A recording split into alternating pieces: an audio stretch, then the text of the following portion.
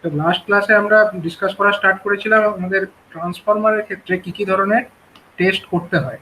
তো routine test কি কি পারফর্ম করতে হয় তার মধ্যে আমরা প্রথমত দেখেছি যে কিভাবে আমরা ট্রান্সফরমারের পোলারিটিগুলো চেক করবো, এটা আমাদের 1 নম্বর রুটিন টেস্ট ছিল। নেক্সট হচ্ছে যে রুটিন টেস্ট আমরা দেখবো সেটা হচ্ছে ফেজিং আউট টেস্ট। এই ফেজিং আউট টেস্ট এটা দুরকম পদ্ধতিতে করা যেতে পারে। প্রথমটাকে আমরা ফেজিং আউট টেস্ট নাম এই 1 লিখেছি, মানে প্রথম টাইপ, এটা বোঝানোর জন্য এই 1 নাম্বারটা ইউজ করা হয়েছে। ফেজিং আউট টেস্ট কেবলমাত্র 3 ফেজ ট্রান্সফরমারের ক্ষেত্রেই করার দরকার আছে। যখন একটা 3 ফেজ ট্রান্সফরমার তৈরি হয়, যখন একটা 3 ফেজ ট্রান্সফরমার তৈরি করা হচ্ছে, তখন যে হাই ভোল্টেজ ওয়াইন্ডিং যেটা আছে তার কোরসপন্ডিং লো ভোল্টেজ ওয়াইন্ডিং কোনটা, সেইটাকে খুঁজে বার করতে হবে। ঠিক আছে, মানে ধরো 3 ফেজ ট্রান্সফরমারের মধ্যে তো প্রাইমারি ওয়াইন্ডিং আছে অ্যাজ ওয়েল অ্যাজ সেকেন্ডারি ওয়াইন্ডিংসও আছে। এখন কোনটার কোরসপন্ডিং কোনটা, হ্যাঁ, এখন একটা 3 ফেজ ট্রান্সফরমার আমি ধরে নিচ্ছি, ধরো একটা 3 ফেজ ট্রান্সফরমার এরকম আছে, DYN11 টাইপেরই একটা 3 ফেজ ট্রান্সফরমার আছে। একটা ধরো রেড ফেজ, একটা ধরো ইয়েলো ফেজ, আর একটা ধরো ব্লু ফেজ। এটা একটা প্রাইমারি ওয়াইন্ডিং হয়ে গেল। এটা ধরো আমাদের প্রাইমারি ওয়াইন্ডিংটা হয়ে গেল। এবার এর কোরসপন্ডিং আমাদের সেকেন্ডারিতে ওয়াইন্ডিংস আছে। সেকেন্ডারি ওয়াইন্ডিংস গুলো মনে করো এরকম আছে।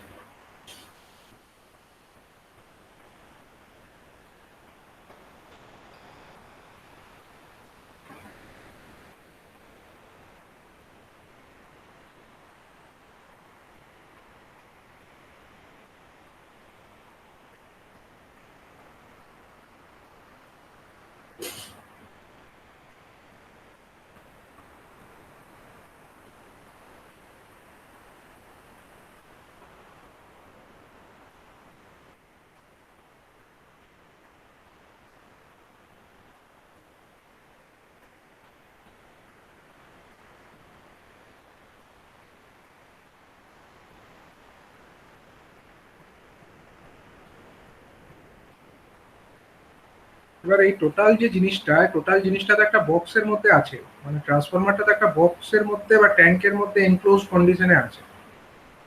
ট্যাঙ্কের মধ্যে একটা এনক্লোজ কন্ডিশনে আছে। ঠিক আছে, এখান থেকে ধরো একটা নিউট্রাল পয়েন্টও থাকবে।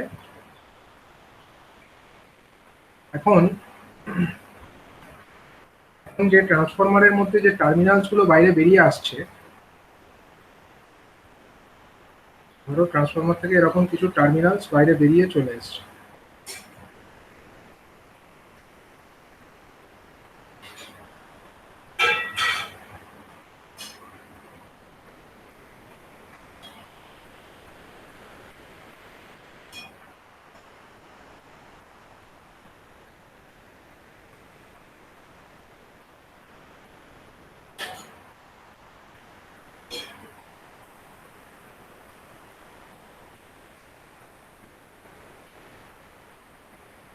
এরকম ধরো 4টে টার্মিনাল এখান থেকে বাইরে বেরিয়ে চলে এসছে। এবার তুমি তো জানো না যে কোনটার কোরসপন্ডিং কোন টার্মিনালটা, কোনটা রেড কোনটা ইয়েলো, এরকম ধরো মার্কিং করা নেই, তাহলে বুঝবে কি করে? সেই পরিস্থিতিতে এরকম যদি সিচুয়েশনটা থাকে, এখানে তো আমি মার্কিং করে দিলাম, কিন্তু যদি এরকম মার্কিং করা না থাকে সেক্ষেত্রে তো বুঝতে হবে যে কোনটার কোরসপন্ডিং কোনটা, রেড ফেজের কোরসপন্ডিং সেকেন্ডারি রেড কোনটা, কোনটা ইয়েলো, কোনটা ব্লু, সেটা তো আমাদেরকে বুঝতে হবে। তো সেই জিনিসটাকে বার করবার জন্যই যে যে টেস্টটা করা হয় এটা হচ্ছে আমাদের ফেজিং আউট টেস্ট। এটা ধরো রেড, এটা ইয়েলো, এটা ব্লু, আচ্ছা নিউট্রাল এটা, আর এটা হচ্ছে ধরো ব্লু। ঠিক আছে, তাহলে এখানে তো আমাদের মার্কিং করা থাকছে, মানে এই এই টোটাল জিনিসটা একটা ট্যাঙ্কের মধ্যে এনক্লোজড আছে। এখন আমাদের কাছে অ্যাক্সেসিবল টার্মিনালস হচ্ছে এইগুলো। এটা হচ্ছে প্রাইমারি সাইড আর এটা হচ্ছে সেকেন্ডারি সাইড। এখন আমি বুঝবো কোন কি করে যে কোনটা রেড, কোনটা ইয়েলো, কোনটা ব্লু। তো সেইটাকে বুঝবার জন্যই আমাদেরকে করতে হবে এই ফেজিং আউট টেস্ট। তা সেই টেস্টের মধ্যে আমাদের কি করা হচ্ছে দেখো, প্রথমে এইরকম একটা সাপোজ একটা কানেকশনস আমাদেরকে করতে হচ্ছে। এরকম একটা কানেকশন করতে হচ্ছে, মানে কানেকশনটা দেখো ভালো করে।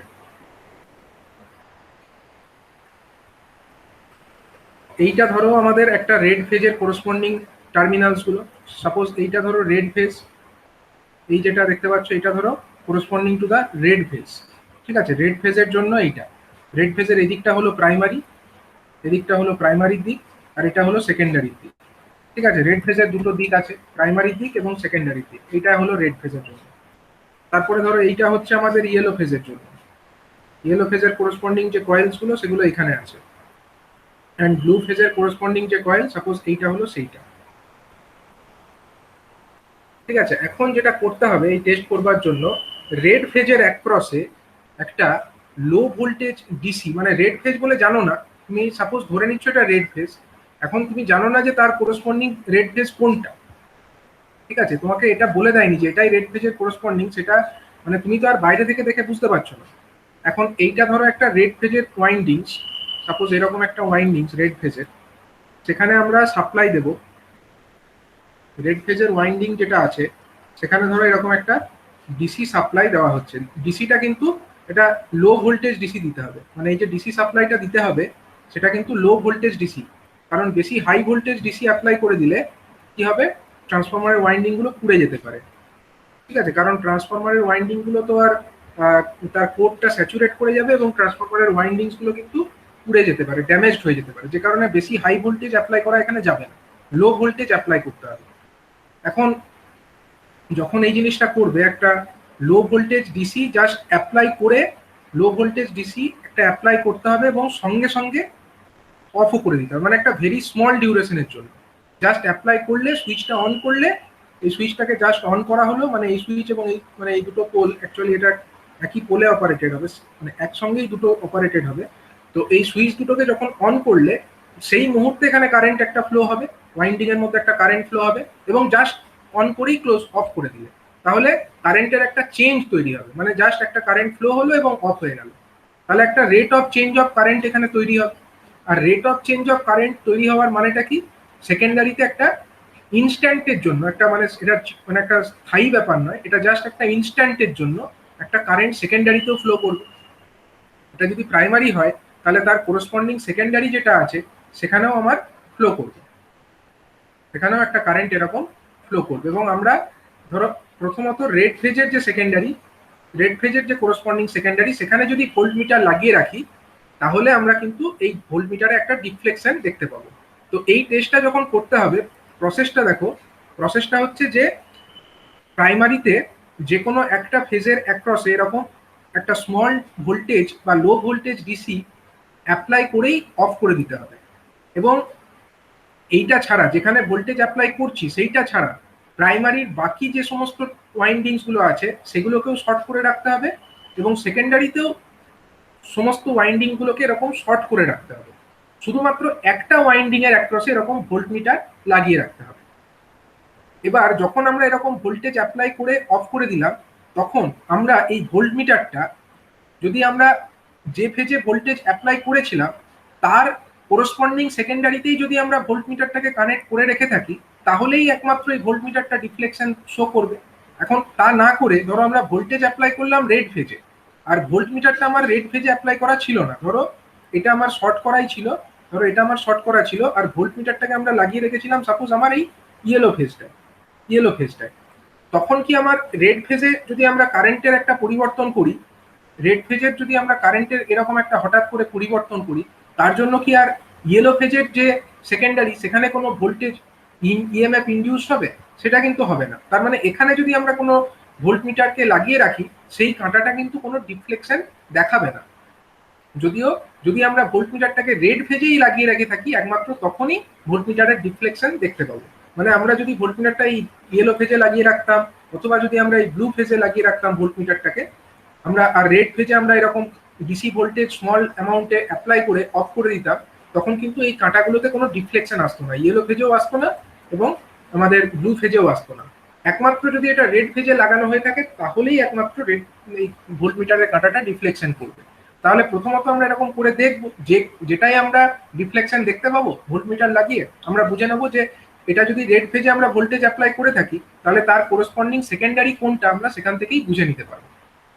তাহলে এইভাবে একটা ফেজ আমরা আইডেন্টিফাই করে ফেললাম।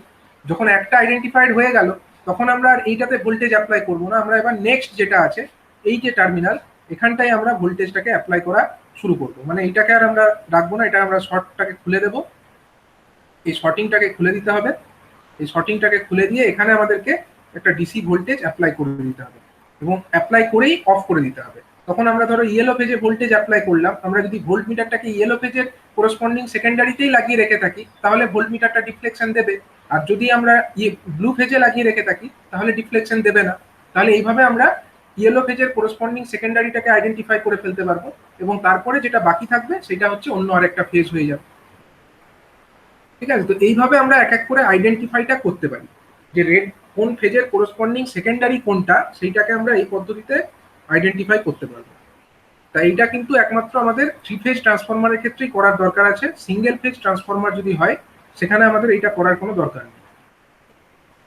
ঠিক আছে, সিঙ্গেল ফেজ ট্রান্সফরমারের ক্ষেত্রে এই প্রসেসটা করার কোনো দরকার নেই।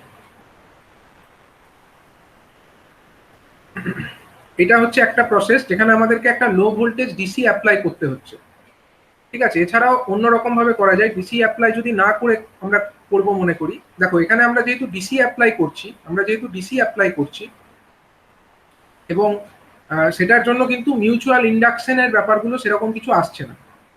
ডিসি যেহেতু আমরা যে ফেজে অ্যাপ্লাই করছি তার করসপন্ডিং সেকেন্ডারিতেই সামান্য পরিমাণে হলেও একটা ভোল্টেজ উৎপন্ন হচ্ছে, বাকিগুলোতে কিন্তু কিছু ডিফ্লেকশন আসবে না বা কোনো ভোল্টেজও তৈরি হবে না। কিন্তু যদি এটা এসি হতো, আমরা এসি দিয়েও এই টেস্টটা করতে পারি যেরকম এখানে দেখানো হয়েছে।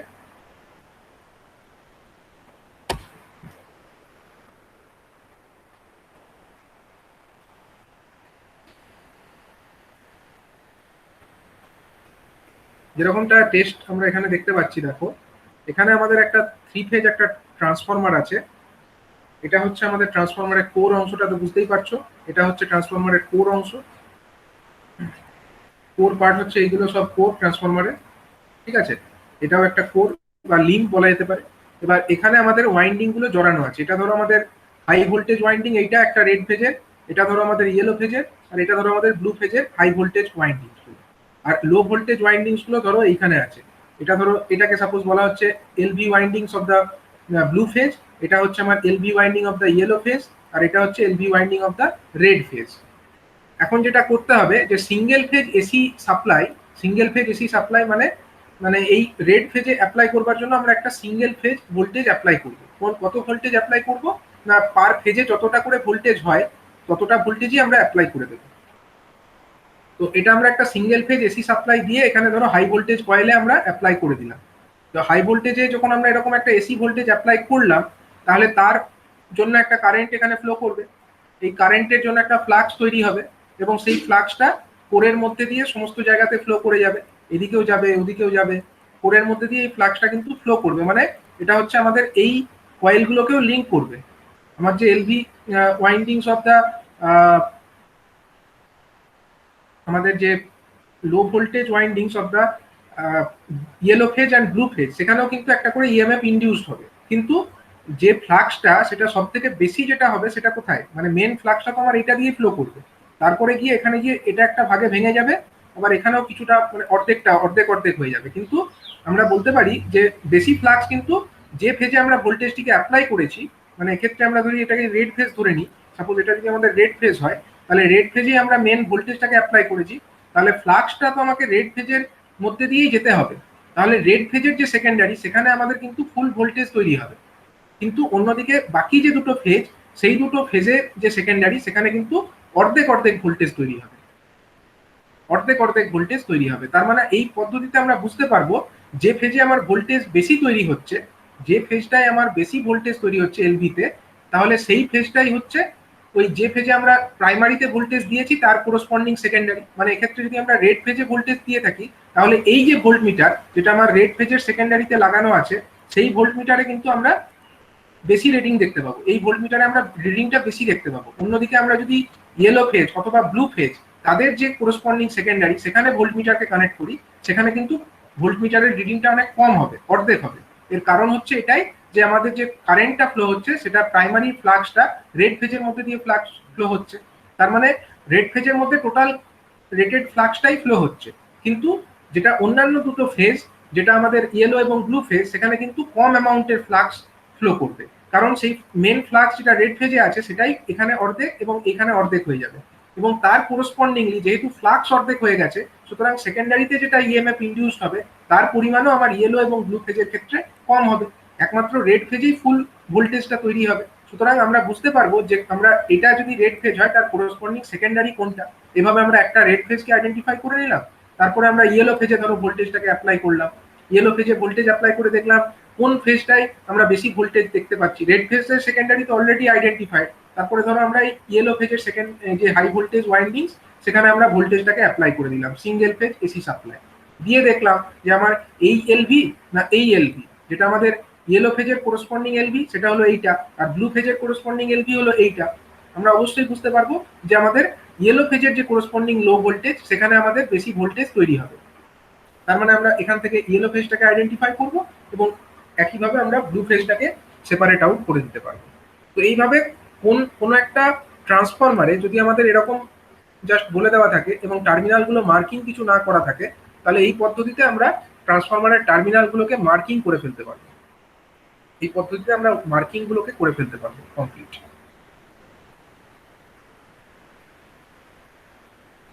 ঠিক আছে, তো এটার জন্য যে টেস্টটা করা হচ্ছে সেই টেস্ট।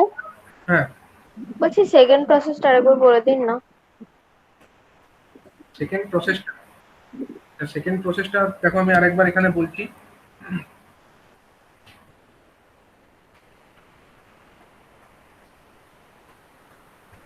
ধরো এটা হচ্ছে আমাদের রেড ফেজ, এটা হচ্ছে ধরো আমাদের রেড ফেজ।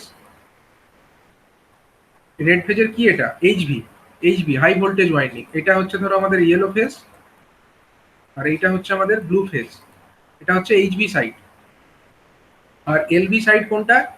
এটা হলো ধরো রেড ফেজের এলভি মানে লো ভোল্টেজ সাইড। এইটা ধরো আমাদের ইয়েলো ফেজের লো ভোল্টেজ সাইড, আর এইটা ধরো আমাদের ব্লু ফেজের লো ভোল্টেজ সাইড। আমরা কি করলাম, রেড ফেজ যেটা আছে সেই রেড ফেজের হাই ভোল্টেজ যে কয়েল, সেই কয়েলের অ্যাক্রসে আমরা ধরো সিঙ্গেল ফেজ এসি একটা সাপ্লাইকে আমরা প্রয়োগ করলাম। এখানে একটা সিঙ্গেল ফেজ এসি সাপ্লাই আমরা দিয়ে দিলাম। যখন আমরা এরকম একটা সিঙ্গেল ফেজ এসি সাপ্লাই দেবো, এখান দিয়ে কারেন্ট ফ্লো হবে, হাই ভোল্টেজ কয়েলের মধ্যে দিয়ে কারেন্টটা ফ্লো হবে এরকম এরকম করে, এবং সেই কয়েল কারেন্টটা এদিক দিয়ে রিটার্ন করবে। তাহলে কয়েলের মধ্যে যেই কারেন্ট ফ্লো হলো, কয়েলের মধ্যে একটা ফ্লাক্স তৈরি হবে। কারেন্ট যখনই ফ্লো হয় একটা ফ্লাক্স তৈরি হয়। তাহলে সেই যে ফ্লাক্সটা তৈরি হলো, সেই ফ্লাক্সটা আমার এইখান দিয়ে গিয়ে মানে এই যে কয়েল এর মধ্যে তো ফুল ফ্লাক্সটাই তৈরি হলো, কিন্তু এইখানে এই ফ্লাক্সের করসপন্ডিং যে অ্যামাউন্ট অফ ফ্লাক্স যেটা আমাদের এখানে পৌঁছালো, সেটার পরিমাণটা কিন্তু অর্ধেক। এখানে যদি আমার টোটাল 5 ফ্লাক্স তৈরি হয়, এখানে যে ফ্লাক্স তৈরি হচ্ছে সেটা যদি 5 হয়, তাহলে এই যে আমার ইয়েলো ফেজে যে ফ্লাক্সটা গিয়ে পৌঁছাবে সেটা কত? সেটা হয়ে যাবে আমাদের 5/2। এটা হয়ে যাবে আমাদের 5/2। আবার ব্লু ফেজে যেটা পৌঁছাবে আরো কিছুটা অর্ধেক হয়ে যাবে, এখান দিয়েও আমাদের 5/2 ফ্লাক্স ফ্লো করবে। মানে ফ্লাক্সটা যেটা আমাদের মেন, যেখানে আমরা অ্যাপ্লাই করলাম ভোল্টেজ, সেখানে যতটা ফ্লাক্স তৈরি হলো সেটাই তো আমার বাকি দুটো লিম্বের মধ্যে অর্ধেক অর্ধেক করে ভাগ হবে। তার মানে আমাদের এই যে বাকি দুটো হাই ভোল্টেজ ওয়াইন্ডিং, সেখানে কম অ্যামাউন্টের ফ্লাক্সটা লিঙ্কড হবে, এবং কম অ্যামাউন্টের ফ্লাক্স যদি এখানে লিঙ্কড হয়, তাহলে করসপন্ডিংলি সেখানের যে সেকেন্ডারি, সেখানেও যে ভোল্টেজ তৈরি হচ্ছে, ইএমএফ যেটা তৈরি হচ্ছে blue phase of the secondary, সেখানে যে ভোল্টেজ তৈরি হবে সেটা ডিপেন্ড করবে কার উপর? এখানে কতটা ফ্লাক্স লিঙ্কড হয়েছে তার উপরেই তো। তাহলে যদি ফ্লাক্স অর্ধেক হয়ে যায়, তাহলে এখানে ভোল্টেজও পুরো পাবো না। এখানে যে ভোল্টমিটার লাগাবো, সেই ভোল্টমিটারের রিডিংটা আমরা রেটেড পুরো পাবো না। আমরা এখানে যা রেটিং অনুযায়ী যা হওয়া উচিত, ধরো প্রাইমারিতে আমাদের 230 ভোল্ট দিলে সাপোজ সেকেন্ডারিতে 115 ভোল্ট পাওয়া উচিত, ধরো এখানে আমরা 230 ভোল্টই দিয়েছি। ঠিক আছে, এটা ধরো একটা ট্রান্সফরমার, এখানে আমরা 230 ভোল্ট দিয়েছি, তাহলে সেকেন্ডারিতে আমাদের 115 পাওয়া উচিত। এরকম ভাবে এই ট্রান্সফরমারটা ডিজাইন সাপোজ। তাহলে আমরা এই রেড ফেজের যে করসপন্ডিং সেকেন্ডারি, সেখানে হয়তো আমরা 115 ভোল্টই পাবো। ঠিক আছে, মানে যা পাওয়া উচিত তাই পাবো। কিন্তু এই আমাদের যে ব্লু ফেজের যে সেকেন্ডারি, সেখানে যেহেতু ফ্লাক্সটা অর্ধেক, এবং ইয়েলো ফেজের যে সেকেন্ডারি, সেখানেও যেহেতু ফ্লাক্সটা অর্ধেক লিঙ্ক হচ্ছে, তার জন্য এখানে কিন্তু আমরা 115 করে পাবো না। এখানে আমরা 115/2 কত হয়, 115/2 করলে যত হয় মানে 57 ভোল্ট করে আমরা মোটামুটি এখানে পাবো। ঠিক আছে, তার মানে আমরা এখান থেকে বুঝতে পারবো যে আমাদের যেখানে আমরা ফুল ভোল্টেজটা পাচ্ছি, যেটা সেকেন্ডারিতে পাওয়া উচিত অর্থাৎ 115, সেটা যেখানে পাচ্ছি সেটা আমাদের যে ফেজে পাচ্ছি সেটাই হচ্ছে আমরা যে ফেজে প্রাইমারিতে ভোল্টেজ দিয়েছিলাম তার কোরসপন্ডিং সেকেন্ডারি। এক্ষেত্রে যদি আমরা রেড ফেজে প্রাইমারি ভোল্টেজটা দিয়ে থাকি বা হাই ভোল্টেজ সাইডে আমরা রেড ফেজকে সাপ্লাইয়ের সঙ্গে কানেক্ট করে থাকি, তাহলে যেটাতে আমরা বেশি ভোল্টেজ পাচ্ছি, মানে এই কয়েলটা, এই যে লো ভোল্টেজ কয়েলটা দেখতে পাচ্ছ, এই লো ভোল্টেজ কয়েল যেটা দেখতে পাচ্ছ এখানে, এটাতে আমরা তো পুরো ভোল্টেজটা পাচ্ছি সেকেন্ডারিতে যত পাওয়া উচিত, তার মানে এটাই হলো সেকেন্ডারি রেড ফেজ। এখন আমাদের বাকি দুটো থেকে গেল, এইটা হচ্ছে ব্লু আর এটা ইয়েলো, কোনটা কি আমরা সেটা এখনো বুঝতে পারছি না। তার জন্য আমাকে যেটা করতে হবে, আমাকে এই সাপ্লাই যেটা এতক্ষণ আমরা রেড ফেজে দিচ্ছিলাম এখন আর রেড ফেজে দেবো না, এই সাপ্লাইটাকে আমরা রেড ফেজ থেকে এটাকে ডিসকানেক্ট করে দেবো, রেড ফেজের সঙ্গে এটাকে লাগিয়ে রাখবো না, আমরা বরং এই তার দুটোকে খুলে নিয়ে, এই তার খুলে নিয়ে আমরা কি করব, তখন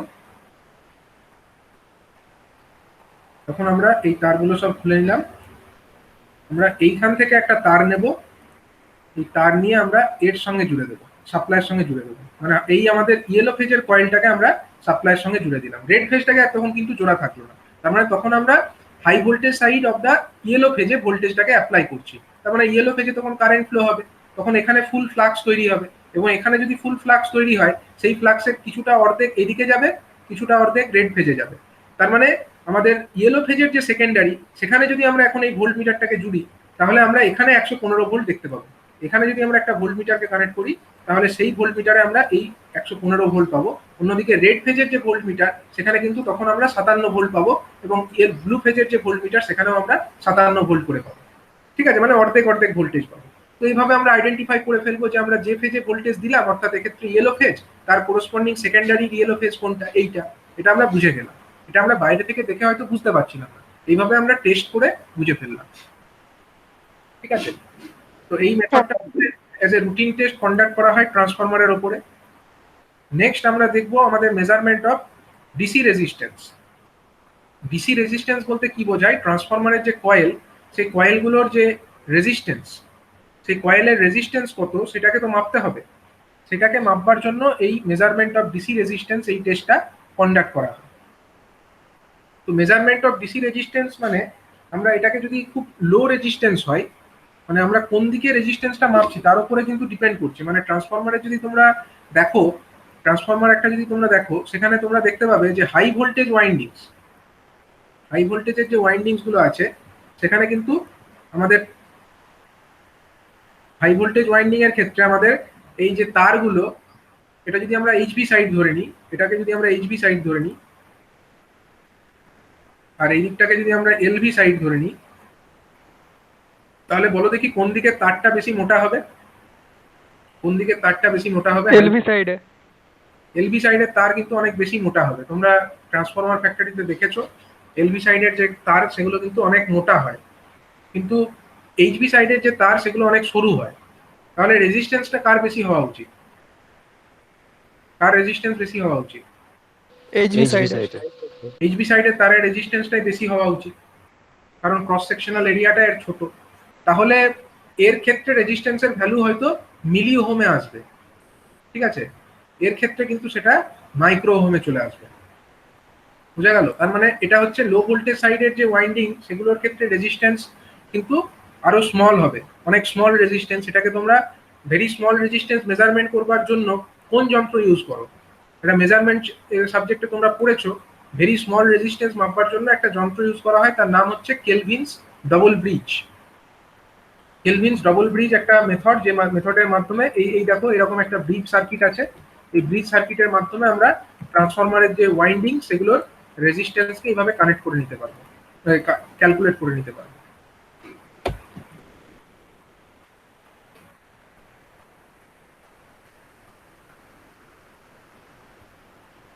এরকম একটা সিস্টেম, এক্ষেত্রে তোমরা বলতে পারো যে এইটা হচ্ছে ট্রান্সফরমারের, ধরো এই যে আননোন রেজিস্ট্যান্স যেটাকে আর নাম দিয়ে দেওয়া হচ্ছে, এটা ধরো ট্রান্সফরমারের সেই কয়েলটা যেটা রেজিস্ট্যান্স তুমি মাপতে চাইছো, সাপোজ এটা হচ্ছে একটা এলভি কয়েল, ট্রান্সফরমারের যে এলভি কয়েল হয়, একটা এলভি কয়েল নিয়ে তুমি এখানে কানেক্ট করেছো, এই মানে আননোন রেজিস্ট্যান্স এখানে কোনটা, আরটা, আর কেলভিন ডবল ব্রিজে আমাদের এইখানে যে ওয়্যার রেজিস্ট্যান্স যেটা আর, স্মল আর যেটাকে বলা হচ্ছে, এর এফেক্টটাকে নালিফাই করবার জন্য এখানে এরকম ব্রিজের মতো করা হয়, ঠিক আছে, এই যে পি আর এই যে স্মল পি, দুটো রেজিস্ট্যান্স রাখার কারণই হচ্ছে এই আর এর এফেক্টটা যাতে নালিফাই করা যায়।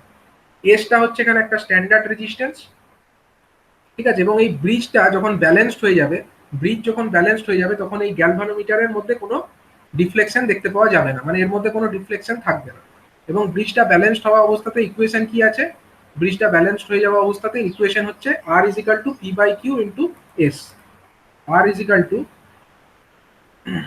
মানে এটা হয়ে যাবে P into S is equal to R Q, কোনাকুনি গুণ করে দিতে হয়। তার মানে কিউ ইজ ইকাল টু যেটা আমরা পাবো, কিউ ইজ ইকাল টু আমাদের হয়ে যাবে কত, P into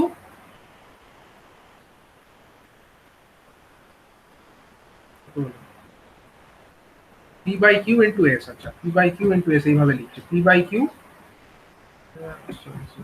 R is equal to, আমাদের তো দরকার আটটাই তো আমাদের unknown resistance, P by Q into S.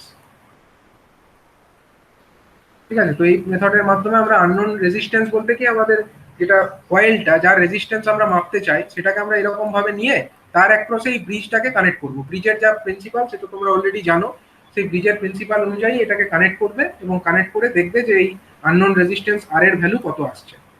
তো এইভাবে মাপা যেতে পারে কেলভিন ডবল ব্রিজের মাধ্যমে, যখন আমাদের ভেরি লো রেজিস্ট্যান্স থাকবে, বিশেষত এটা হচ্ছে লো ভোল্টেজ সাইডের ক্ষেত্রে এটা অ্যাপ্লিকেবল। আর হচ্ছে মিডিয়াম রেজিস্ট্যান্স যদি হয়, মিডিয়াম রেজিস্ট্যান্স হলে আমরা জানি সেক্ষেত্রে আমাদের এরকম কেলভিন ডবল ব্রিজ লাগে না, সেখানে আমরা হুইটস্টোন ব্রিজ করেই করতে পারি। এই যখন হুইটস্টোন ব্রিজ, এরকম একটা হুইটস্টোন ব্রিজের ফর্মেশন তৈরি করবে এবং এইভাবে আমরা মিডিয়াম ভ্যালু অফ রেজিস্ট্যান্স সেটাকে কিন্তু ক্যালকুলেট করে ফেলতে পারি। মিডিয়াম ভ্যালু অফ রেজিস্ট্যান্স হলে সেখানে আমাদের আননোন রেজিস্ট্যান্স কোনটা, এইটা আর হচ্ছে আমাদের আননোন রেজিস্ট্যান্স, এটাকে নিয়ে এই পি কিউ এস এগুলোকে অ্যাডজাস্ট করতে হবে এবং এসটা হচ্ছে আমাদের স্ট্যান্ডার্ড রেজিস্ট্যান্স। এইরকম ভাবে এই ব্রিজটা যখন ব্যালেন্সড হয়ে যাবে, গ্যালভানোমিটারের মধ্যে কোনো কারেন্টের ফ্লো হবে না, গ্যালভানোমিটারের মধ্যে কোনো কারেন্টের ফ্লো না হলে ব্রিজটা হয়ে যায় ব্যালেন্সড, এবং ব্রিজ ব্যালেন্স থাকা অবস্থায় আমরা দেখতে পাবো P into S is equal to Q into R, এবং সেখান থেকে আমরা আর এর ভ্যালুটা ক্যালকুলেট করে ফেলবো। আর ইজ ইকাল টু হয়ে যাবে আমাদের P by Q into S. ঠিক আছে, এভাবে ব্রিজটাকে যখন ব্যালেন্স করে দেবো সেই অবস্থাতে আমরা এই এস আর এর ভ্যালুটা পেয়ে যাব, এবং আর এর ভ্যালু পেয়ে গেলেই আমরা রেজিস্ট্যান্সটা জেনে গেলাম। তো এই মেথডটার নাম হচ্ছে হুইটস্টোন ব্রিজ, আর আগের মেথডটার নাম হচ্ছে কেলভিনস ডবল ব্রিজ। কেলভিনস ডবল ব্রিজ হচ্ছে আরো ভেরি লো রেজিস্ট্যান্স মাপার জন্য, মানে খুব লো রেজিস্ট্যান্সকে যদি অ্যাকিউরেটলি মাপতে হয় তার জন্য এই মেথড আমরা ফলো করব। অন্যদিকে যদি আমাদের মিডিয়াম ভ্যালু অফ রেজিস্ট্যান্স থাকে, যেরকম হচ্ছে ধরো আমাদের হাই ভোল্টেজ সাইড যেটা, সেটার রেজিস্ট্যান্সটা হচ্ছে মিডিয়াম ভ্যালু হবে, ওটাকে আমরা এই মেথডে মাপতে পারি, এই মেথডের মাধ্যমে আমরা মাপতে পারি। তবে কেলভিনস ডবল ব্রিজে যদি মাপতাম সেক্ষেত্রে এররটা কিন্তু খুবই স্মল আসতো, মানে যে পার্সেন্টেজ এরর সেটা কিন্তু 0.05% এরকম রেঞ্জে আসে। কেলভিনস ডবল ব্রিজে যেটা আমাদের অ্যাকিউরেসি যেটা, সেটা হচ্ছে নিয়ারলি 0.05%, মানে অ্যাকচুয়াল যা ভ্যালু তার থেকে ভ্যারিয়েশনটা হবে এত স্মল, 0.05%, মানে অ্যাকচুয়াল ভ্যালুতে এটাকে পার্সেন্টেজটাকে যদি পয়েন্টে করো 0.0005, এতটা অফ দ্য মানে যেটা অ্যাকচুয়াল ভ্যালু ততটুকু এরর এখানে আসতে পারে। তার মানে এই মেথডের মাধ্যমে আমরা মাইক্রো ওহম রেঞ্জে ভ্যালু মাপতে পারি, বিশেষত আমাদের লো ভোল্টেজ সাইডের যে কয়েলস গুলো আছে তাদের রেজিস্ট্যান্স যদি মাপতে হয় আমরা এইটা মানে এই মেথডের মাধ্যমে মাপতে পারি। ঠিক আছে, এত স্মল রেজিস্ট্যান্স দেখো, 0.1 মাইক্রো ওহম থেকে 1 ওহম এই রেঞ্জের মধ্যে যে রেজিস্ট্যান্স, মানে 0.1 মাইক্রো ওহম রেঞ্জের রেজিস্ট্যান্সও মেপে ফেলবে, এবং সেটা হচ্ছে 0.05% অ্যাকিউরেসির সঙ্গে। এটা হচ্ছে একমাত্র আমাদের কেলভিনস ডবল ব্রিজের ক্ষেত্রে সম্ভব। আর একটা মেথড হচ্ছে আমাদের যেটা normal method, measurement of DC resistance, যেরকম মেথডটা আমরা আগেও দেখেছি, মানে volt metre ammeter method actually এটা। এখানে ধরো আমরা ধরো একটা সাইড নিচ্ছি, যেরকম আমরা মোটরের ক্ষেত্রে দেখেছিলাম সেরকম ভাবেই ধরো আমরা এটা আমাদের ট্রান্সফরমার নিচ্ছি, এরকম ট্রান্সফরমার, এটা ধরো একটা রেড ফেজ, সাপোজ এটা হচ্ছে আমাদের ইয়েলো ফেজ,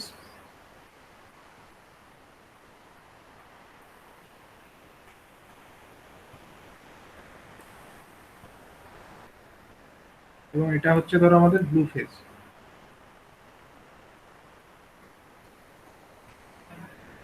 ঠিক আছে, একটা ট্রান্সফরমারের মধ্যে থেকে এরকম ধরো তিনটে টার্মিনাল বেরিয়ে এসছে, এটা এলবি সাইডে, সাপোজ এইচবি সাইডে সিমিলার টার্মিনাল থাকবে, আমরা ধরো এলবি সাইডটাকে নিয়েই দেখাচ্ছি। তো আমরা কি করব না, এখানে একটা আমরা স্মল অ্যামাউন্টের আমরা একটা ডিসি ভোল্টেজ এখানে অ্যাপ্লাই করতে পারি, মানে বেশি ভোল্টেজ অ্যাপ্লাই করলে কিন্তু হবে না, লো ভ্যালু অফ ডিসি আমরা এখানে অ্যাপ্লাই করব, কারণ বেশি ভ্যালু অফ ডিসি রেজিস্ট্যান্স যদি আমরা অ্যাপ্লাই করে দিই, ডিসি ভোল্টেজ যদি অ্যাপ্লাই করে দিই বেশি রেটিং এর, সেক্ষেত্রে কিন্তু প্রবলেম হয়ে যেতে পারে, কারণ ট্রান্সফরমারের কোর স্যাচুরেশনের ব্যাপার আছে। তাই লো ডিসি এখানে অ্যাপ্লাই করব এখানটায়। সাপোজ আমরা ভি ভোল্টেজ অ্যাপ্লাই করে দিলাম এবং এই সুইচটাকে আমরা ক্লোজ করে দেবো। সুইচ যেই আমরা ক্লোজ করব এখান দিয়ে একটা কারেন্ট ফ্লো হবে। কারেন্ট যেটা ফ্লো হবে সেটা কোন রাস্তা দিয়ে যাবে বলো? কারেন্টটা আমার এই রেড ফেজের মধ্যে দিয়ে যাবে, দিয়ে এখান দিয়ে গেল, এখান দিয়ে যাবে, দিয়ে এদিক দিয়ে রিটার্ন করলো, এদিক দিয়ে রিটার্ন করবে, এদিক দিয়ে রিটার্ন করে এদিক দিয়ে ব্যাক করে যাবে সাপ্লাই। ঠিক আছে, তাহলে এখানে একটা কারেন্ট যদি মাপতে হয় একটা অ্যামমিটার লাগাও, এখানে একটা অ্যামমিটারকে কানেক্ট করো, এখানে একটা অ্যামমিটার লাগিয়ে দিলেই আমরা এই অ্যামমিটারের রিডিং থেকে কারেন্টের ভ্যালুটা পেয়ে যাব। আবার হচ্ছে আমরা এখানে একটা ভোল্ট মিটারও লাগিয়ে দেবো, ভোল্ট মিটার লাগালে আমরা কত ভোল্টেজ অ্যাপ্লাই করলাম সেটাকে অ্যাকিউরেটলি আমরা মেপে ফেলতে পারবো। ভোল্ট মিটার থেকে আমরা কারেন্ট ভোল্টেজ রিডিং পেয়ে গেলাম, এখান থেকে আমরা কারেন্টের ভ্যালু পেয়ে গেলাম। এখন আমাদের ধরো এটার রেজিস্ট্যান্স আমরা আরডিসি ধরছি, রেড ফেজের এটার রেজিস্ট্যান্স আরডিসি ধরছি, এটার রেজিস্ট্যান্স আমরা আরডিসি ধরছি, তাহলে আমরা ফ্রম দ্য কেভিএল কি লিখতে পারি? এখানে আমরা ভি ভোল্টেজ অ্যাপ্লাই করেছি, আর সাপোজ এখানে কারেন্ট ফ্লো হচ্ছে আইডিসি, আমরা ধরো এটাকে আইডিসি নাম দিচ্ছি, যে ডিসি কারেন্টটা ফ্লো হচ্ছে। তাহলে এখানে ড্রপ কত হচ্ছে বলো? এইটুকুর মধ্যে ড্রপ কত হচ্ছে? আইডিসি ইন্টু আরডিসি, এটা একটা ড্রপ। সেটা কোথায় হচ্ছে? সেটা হচ্ছে আমার এইটুকু রেড ফেজের যে কয়েল সেখানে হচ্ছে ড্রপ, আইডিসি ইন্টু আরডিসি, এটা একটা ড্রপ হলো। নেক্সট আমার এখানে একটা ড্রপ হলো, এখানে একটা ড্রপ হলো, সেটা কত? আরডিসি ইন্টু আইডিসি, এখানেও ড্রপ হলো আইডিসি ইন্টু আরডিসি। এই দুটো ড্রপ সমান আমরা কি লিখতে পারি? আমরা যেটা অ্যাপ্লাই করেছি সেইটা, যেটা আমরা অ্যাপ্লাই করেছি সেটা আমরা কত অ্যাপ্লাই করেছি? এখানে ভি ভোল্টেজ অ্যাপ্লাই করেছি, ধরো এদিকটা মাইনাস এদিকটা প্লাস। ঠিক আছে, তাহলে এটা হচ্ছে গেইন, দুটো ড্রপ ইজ ইকুয়াল টু আমার গেইন, দ্যাট মিনস ভি। তাহলে এখান থেকে আমরা এটাকে ভি না বলে এটাকে আমি ভিডিসি নাম দিয়ে দিই, তাহলে আরো ভালো লাগবে। এটা ভিডিসি, এই ভোল্টেজের নাম হয়ে গেল সাপোজ ভিডিসি। তাহলে আমাদের এখান থেকে 2 ইন্টু আইডিসি ইন্টু আরডিসি সমান হচ্ছে VDC, 2 into IDC into RDC সমান হচ্ছে ভিডিসি। ঠিক আছে, সেখান থেকে আমরা পেয়ে যাব হচ্ছে আমাদের আইডিসির ভ্যালুটা। আইডিসির ভ্যালুটা আমরা এখান থেকে ক্যালকুলেট করে ফেলতে পারবো। সরি, আইডিসি তো দরকার নেই, আমাদের আরডিসিটা দরকার, অর্থাৎ ডিসি রেজিস্ট্যান্সের ভ্যালুটা দরকার। তো এইভাবে আমরা আরডিসি সমান এরকম ভিডিসি ডিভাইডেড বাই 2 করে 2 ইন্টু আইডিসি করে পেয়ে যাবো। তাহলে এইভাবে আমাদের ডিসি রেজিস্ট্যান্সের ভ্যালু পেয়ে গেলাম কার? একটা কয়েলের। এরকম ভাবে প্রত্যেকটি কয়েলের আমরা ক্যালকুলেট করে ফেলতে পারি, এই মেথডের মাধ্যমেও আমরা করতে পারি। সিমিলারলি আমরা হাই ভোল্টেজ সাইড, যেটা যদি আমাদের ডেল্টা কানেক্টেড যদি হতো, ডেল্টা কানেক্টেড সাইডেও সিমিলার ওয়েতে আমরা ভোল্টেজ অ্যাপ্লাই করব এবং তার অ্যাক্রসে আমরা কারেন্ট কত ফ্লো হচ্ছে সেটা মেপে ক্যালকুলেট করে ফেলতে পারবো। ঠিক আছে,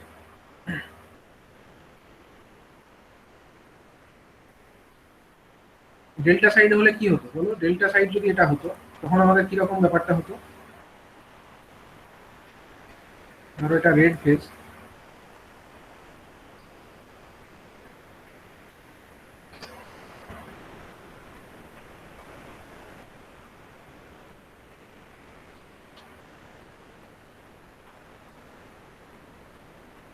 ঠিক আছে, আমরা ধরো এখানে একটা ভোল্টেজ সোর্স কানেক্ট করেছি, রেড ফেজের অ্যাক্রসে আমরা একটা ভোল্টেজ সোর্স কানেক্ট করেছি, ভিডিসি কে আমরা এখানে কানেক্ট করেছি, সাপোজ উপরে প্লাস নিচে মাইনাস, এখানে যে ভোল্টেজটি আমরা দিচ্ছি সেটা সে ভিডিসি। ঠিক আছে, এই সুইচটাকে আমরা ক্লোজ করতে পারি। এই সুইচটাকে যখনই আমরা ক্লোজ করব এখানে একটা কারেন্টের ফ্লো তৈরি হবে, সাপোজ এখানে একটা কারেন্টের ফ্লো তৈরি হবে আইডিসি, এবং এখানে একটা অ্যামমিটার লাগালে আমরা সেটাকে মেপে ফেলতে পারবো।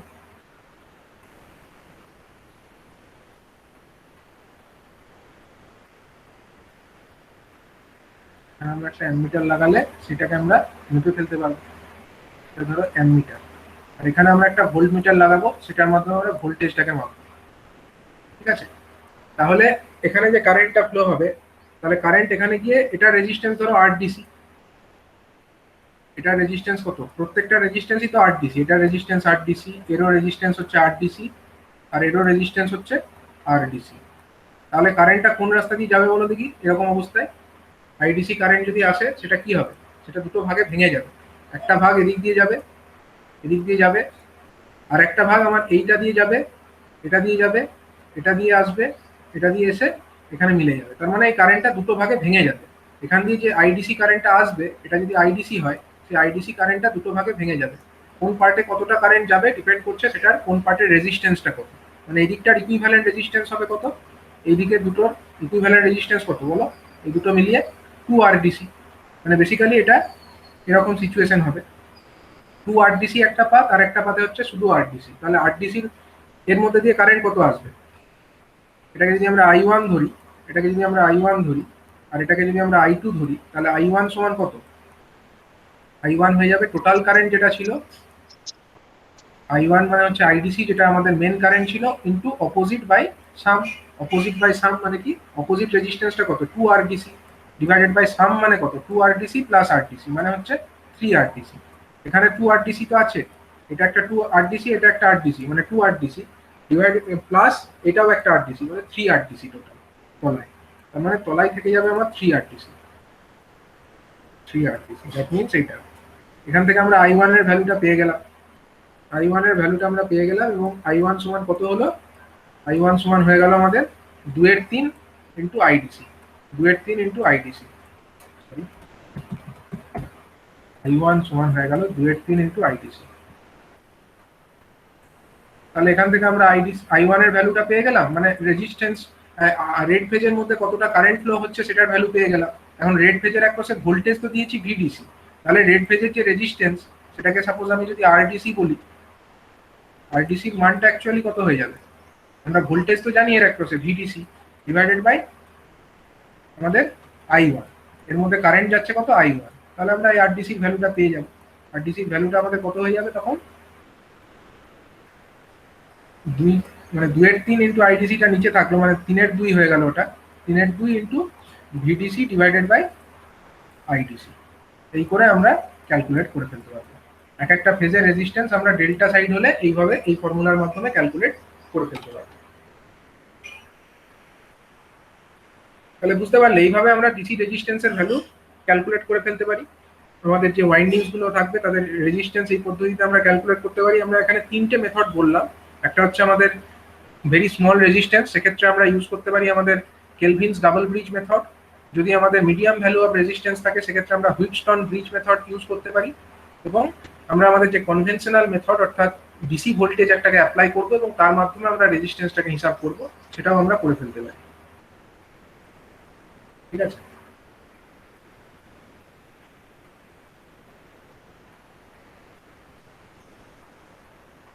আচ্ছা, এইভাবে একটা জিনিস যে ডিসি রেজিস্ট্যান্স যেটা বেরোবে, আমাদের বিভিন্ন যে প্রবলেম অ্যানালিসিস করতে হয়, আমরা যে প্র্যাকটিক্যাল অ্যানালিসিস গুলো করব, এই রেজিস্ট্যান্স গুলো তো আমরা একটা পার্টিকুলার মানে একটা টেম্পারেচারে পাবো। আমরা যে কোনো একটা ধরো এই টেস্টই করলাম, মানে এই আইদার আমরা এইভাবে করি, মানে আমরা এই মেথডের মাধ্যমে করি, ডিসি ভোল্টেজ অ্যাপ্লাই করে করি, অথবা আমরা এই হুইটস্টোন ব্রিজ করে করি, বা আমরা কেলভিনস ডবল ব্রিজ করেই করি। যে মেথডেই করি না কেন, আমরা একটা পার্টিকুলার টেম্পারেচারে এই টেস্টটা করবো। এখন এই পার্টিকুলার টেম্পারেচার, সেই টেম্পারেচারে আমরা টেস্টও করলাম, কিন্তু যখন আমরা কোনো মানে ট্রান্সফরমারের পারফরমেন্স অ্যানালিসিস করবার চেষ্টা করব, বা ট্রান্সফরমারের যে ডেটা শিট যখন আমরা এর সঙ্গে ম্যাচ করার চেষ্টা করবো, আমরা টেস্টটা করছি কিসের জন্য, আমরা দেখতে চাইছি যে ট্রান্সফরমারের ডেটা শিটে যে ভ্যালুগুলো দেওয়া আছে তার সঙ্গে, বা ট্রান্সফরমারের যে মানে ডেটা, বা ট্রান্সফরমারের যে ম্যানুফ্যাকচারার যে শিটটা দিয়েছে তার সঙ্গে এই ডেটাগুলো ম্যাচ করছে নাকি, আমাকে তো সেটা দেখতে হবে। এবার ট্রান্সফরমারের যে ম্যানুফ্যাকচারার তারা কিন্তু ভ্যালুগুলো একটা পার্টিকুলার সময়ে টেস্ট করেছিল, তখন সেখানকার তাপমাত্রা অন্য থাকতেই পারে। এবার আমি যখন টেস্ট করছি তখনকার তাপমাত্রা আলাদা থাকতেই পারে। এখন তাপমাত্রার উপরে তো রেজিস্ট্যান্স ডিপেন্ড করে, কারণ এই যে ওয়াইন্ডিংস গুলো ইউজ করছি আমরা, সেখানে কপার ইউজ করি বা অ্যালুমিনিয়াম ইউজ করি, সেটা যেই মেটেরিয়াল ইউজ করি না কেন তাদের রেজিস্ট্যান্সের ভ্যালু তো টেম্পারেচারের সঙ্গে সঙ্গে চেঞ্জ হয়। এখন চেঞ্জ যদি হয়ে যায় তাহলে আমি এই পদ্ধতিতে যে রেজিস্ট্যান্সটা পেলাম সেটা তো ম্যানুফ্যাকচারার যদি অন্য কোনো টেম্পারেচারে টেস্ট করে থাকে তার সঙ্গে ম্যাচ করবে না, তাহলে কি আমি সেটাকে খারাপ বলে দেবো? সেটা তো সম্ভব নয়। তার জন্য কি করা হয় না, একটা স্ট্যান্ডার্ড টেম্পারেচারকে রেফারেন্স ধরে নেওয়া হয়। একটা স্ট্যান্ডার্ড টেম্পারেচার হচ্ছে 75°C। ঠিক আছে, 75°C বা 75°C এই টেম্পারেচারটাকে রেফারেন্স ধরে নেওয়া হয়, এবং আমরা এইভাবে যে রেজিস্ট্যান্সটা ক্যালকুলেট করছি সেই রেজিস্ট্যান্সের ভ্যালুটাকে এই 75°C সাপেক্ষে লেখা হয়। এবং যদি এটা কপার হয় তার ক্ষেত্রে এক ফর্মুলা হয়, সেটাই আমরা এখন মূলত দেখব। যদি আমরা কপার ইউজ করে থাকি অ্যাজ এ মেটেরিয়াল, তো তার ক্ষেত্রে আলফার একটা ভ্যালু আছে। কপারের ক্ষেত্রে RT ইজিক্যাল টু আমরা জানি কি, RT is equal to R0 into 1 plus alpha into delta T, alpha into delta T, এটাই তো জেনারেলাইজড ফর্মুলা। এখন এই ফর্মুলা থেকে আমরা এই আলফার যে ভ্যালু সেটা কপারের ক্ষেত্রে নির্দিষ্ট করা আছে। কপারের আলফা কত হবে, টেম্পারেচার কোএফিসিয়েন্ট কত হবে রেজিস্ট্যান্সের, সেটার ভ্যালু তো ফিক্সড। এবার সেই অনুযায়ী এই একটা ফর্মুলা ডিরাইভ করা হয়েছে। এটা ক্যালকুলেশন আমি দেখবো না, আমি জাস্ট ফর্মুলাটা বলছি যে যে কোনো টেম্পারেচারে যদি আমরা টেস্টিং করে থাকি, সাপোজ ধরো আমরা T1 টেম্পারেচারে টেস্টিংটা করেছি এবং আমরা ধরো T1 degree Celsius, T1 degree Celsius যদি তাপমাত্রায় আমরা টেস্টিংটা করে থাকি, আমরা টেস্টিং টেম্পারেচার T1 ডিগ্রি সেলসিয়াসটা কি না টেস্টিং টেম্পারেচার বা temperature at the time of testing, temperature at the time of testing.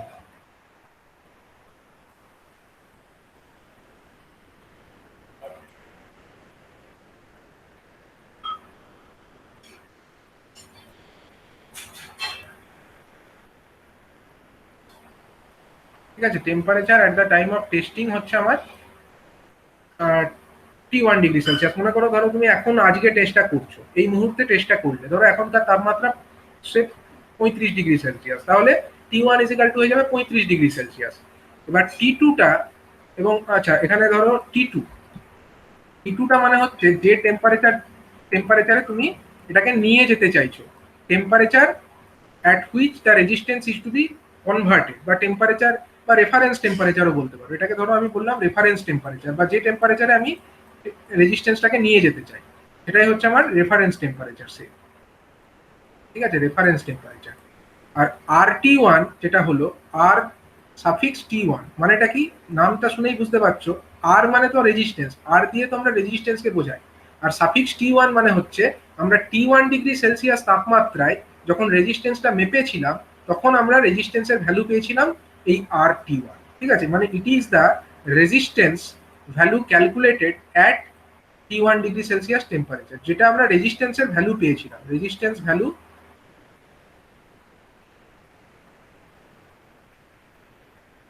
calculated at T1 degree Celsius.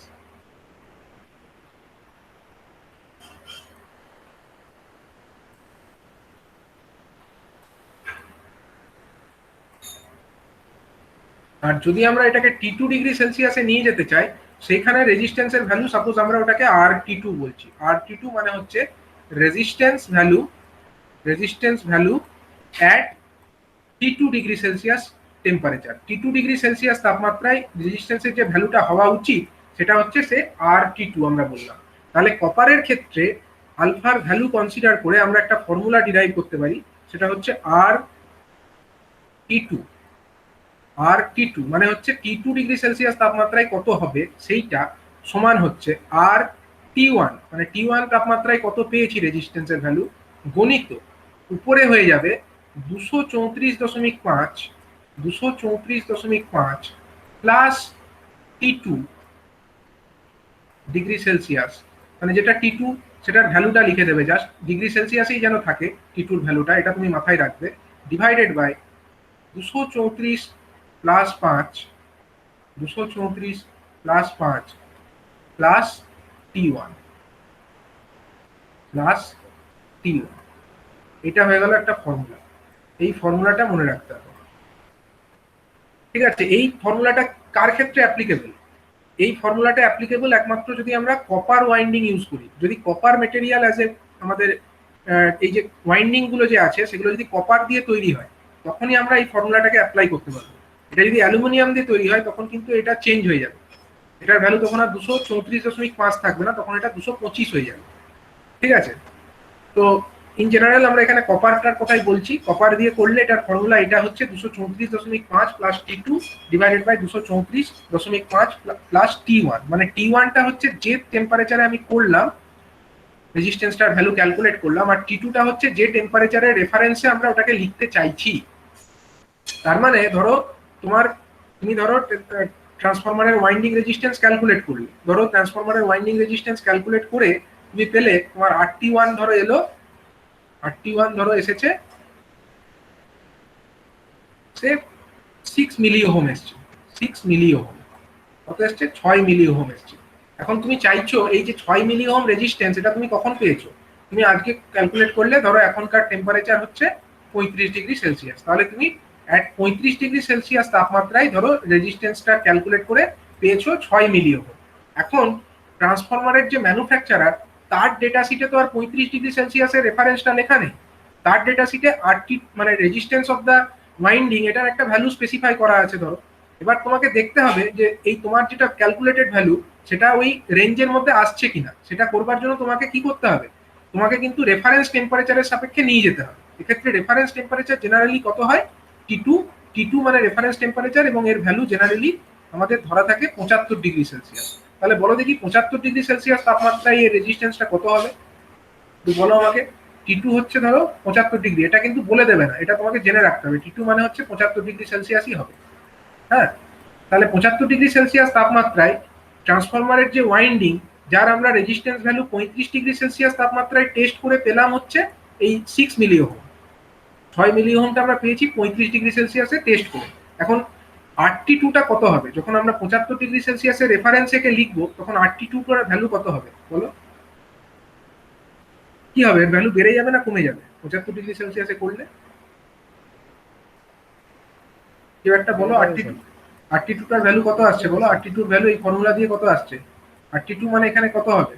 RT1 মানে এখানে 6 গণিত উপরে হবে কত 234.5 প্লাস কত, প্লাস হচ্ছে প্লাস হচ্ছে 75, প্লাস হচ্ছে 75, আর নিচে কত করব, নিচে হচ্ছে 234.5 234.5 প্লাস কত, প্লাস হচ্ছে আমার 35। হ্যাঁ 6.89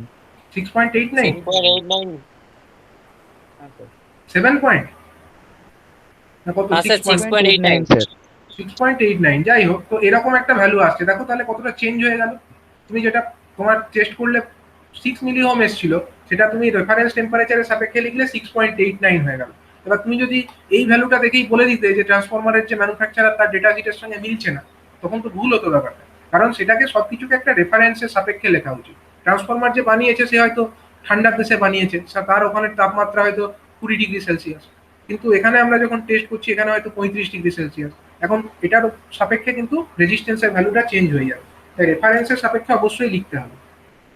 ঠিক আছে, এবং এই রেফারেন্সটা এই 234.5 প্লাস টি2 এই ফ্যাক্টরটা কিন্তু আমাদের একমাত্র আসবে কার ক্ষেত্রে, কপার যদি হয়, যদি আমাদের ট্রান্সফরমারের ওয়াইন্ডিং এগুলো যদি কপার দ্বারা তৈরি হয়, কপার দ্বারা যদি তৈরি হয় তখনই এই 234.5 প্লাস টি2 হবে। আর যদি এটা অ্যালুমিনিয়াম হতো এটা কিন্তু 225 প্লাস টি2 হতো তখন। ঠিক আছে, তোমাকে সেটাও দেখতে হবে যে ওয়াইন্ডিংটা কি মেটেরিয়াল দিয়ে তৈরি আছে, সেটাও দেখে নিতে হবে।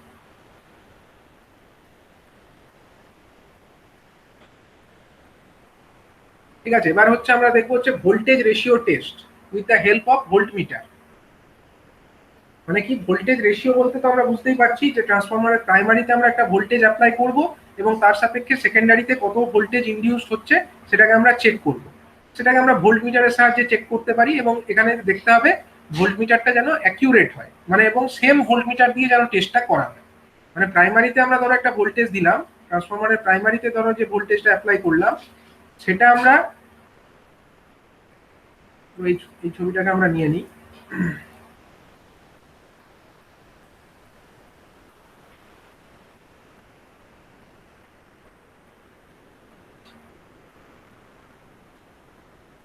এই ছবিটাকে ধরো আমরা নিয়ে এলাম,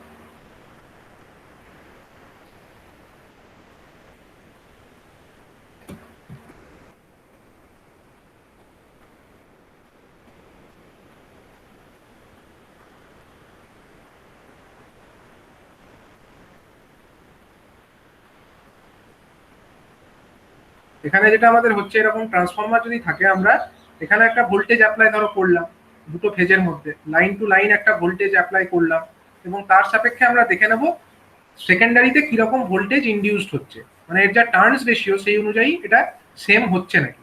প্রাইমারি সিঙ্গেল ফেজের ক্ষেত্রে এটা ভালো করে আরো বোঝা যাবে।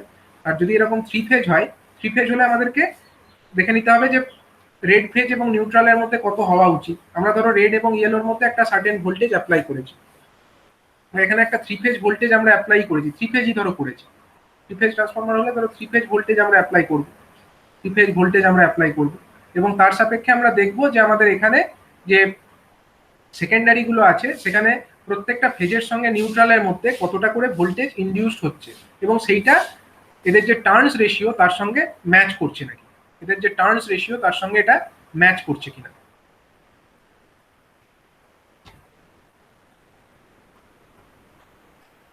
ঠিক আছে, যেমন ধরো একটা 11 কেভি বাই ধরো 433 ভোল্টের একটা ট্রান্সফরমার আছে, 433, 11 কেভি বাই 433 ভোল্ট। তাহলে এর ক্ষেত্রে টার্নস রেশিও ভ্যালু কত বলো দেখি। এটা ধরো আমাদের যে ডিস্ট্রিবিউশন ট্রান্সফরমার, এটা হচ্ছে DYN11 টাইপ, DYN11। এই ট্রান্সফরমারের ভোল্টেজ রেশিও কত বলতে পারবে?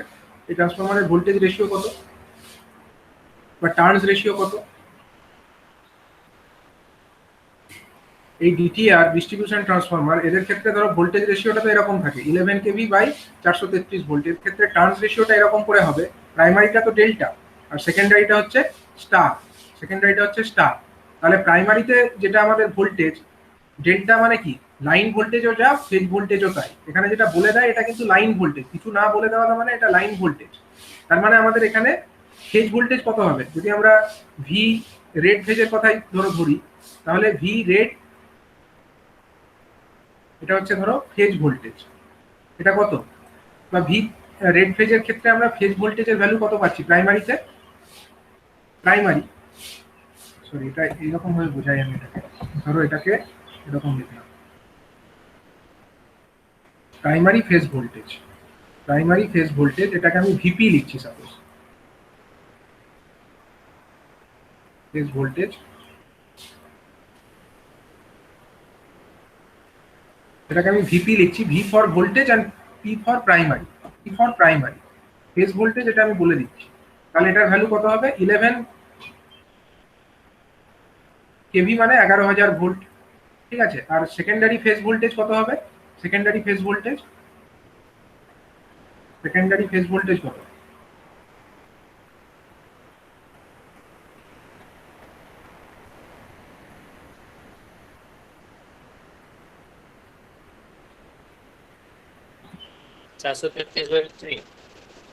সেকেন্ডারি ফেজ ভোল্টেজ মানে হচ্ছে ভিএস মানে হচ্ছে 433/√3, 433/√3 মানে কত আসছে বলো,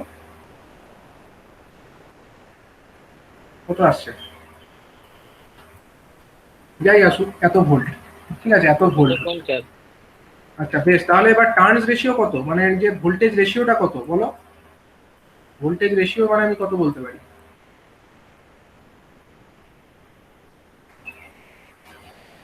ভোল্টেজ রেশিও মানে আমরা কি বলতে পারি, ভোল্টেজ রেশিও মানে আমি N1/N2 ও বলতে পারি, মানে V1/V2, V1/V2 যাকে বলে সেটা আমি যদি করি তাহলে VP/VS হবে এক্ষেত্রে, প্রাইমারি বাই সেকেন্ডারি সেটা কত আসছে, এটা আসছে আমার 11,000, আর সেকেন্ডারিতে কত আছে, সেকেন্ডারিতে কত আছে 433 বাই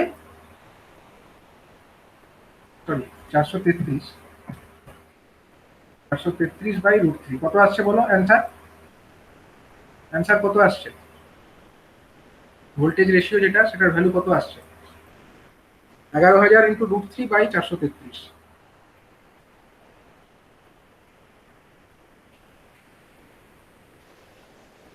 44.11 মানে অ্যাপ্রক্সিমেটলি 44 আসবে, ঠিক আছে। 44টা হচ্ছে টার্নস রেশিও, ঠিক আছে, 44টা হয়ে গেল টার্নস রেশিও, মানে ভোল্টেজ রেশিও যা হয় আমরা জানি সেটাই হলো টার্নস রেশিও।